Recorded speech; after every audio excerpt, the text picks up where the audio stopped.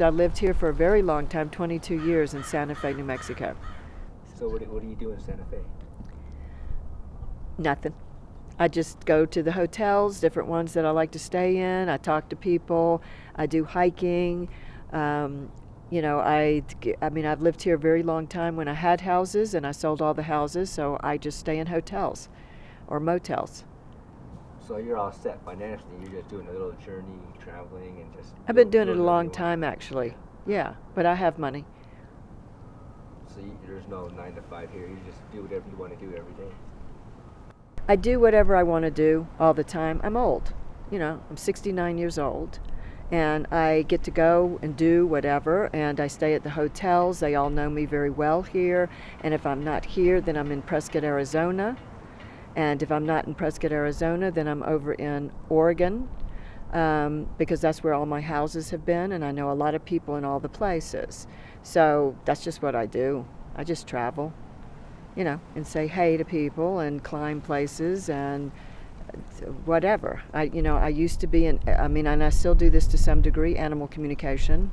People call me from all over the world for consultations with their cat, their dog, their bird, their snake, their bunny, their giraffe, whatever it is, and they want to know what's going on.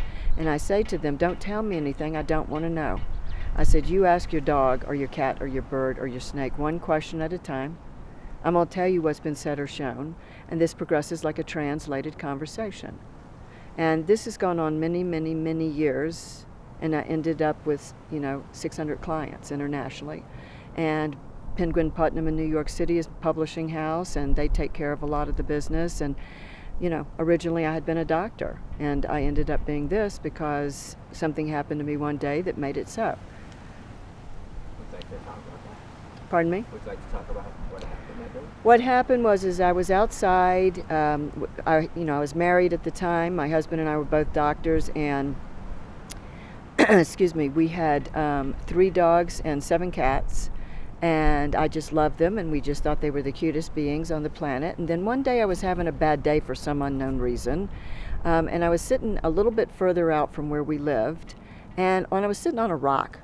And Dinah, who is my wolf golden retriever mix, comes walking right up to my face, so close, and for the very first time I heard an animal speak. I did not expect to hear an animal speak. I had heard about animal communication, but I didn't think it was real. I thought it was silly. And I heard every word, and the reason I heard it was for the first time I was not up here in my brain, I was down in my heart. And when I was in my heart, it was like 2 ears put together. I was listening and was able to understand an animal. And this one came right up to me to tell me what it is that she wanted to say, and I listened, and I went, whoa, that's incredible. I did not know how intelligent they really were, how they understood what was going on, and everything else. And from that moment on, I had great respect for animals everywhere. It didn't matter if it was a bug or it could have been an elephant. They were all amazing, but just like people, each one had individual habits and understandings and intelligence and stuff like that. So that was, just like with people. But the things that they knew, the things they understood, and the way they talked about them was brilliant. Some of them were funny, some of them were silly, some of them were not as bright as some of the other ones, just like people.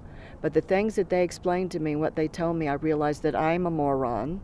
They know everything. I know nothing. That's what it was.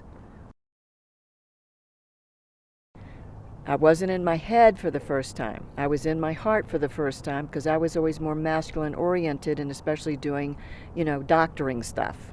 So when you're doing that, you're much more into your headset. And I was never like a lot of women who are in their hearts. But that day, for the first time, I was not in my head, I was in my heart.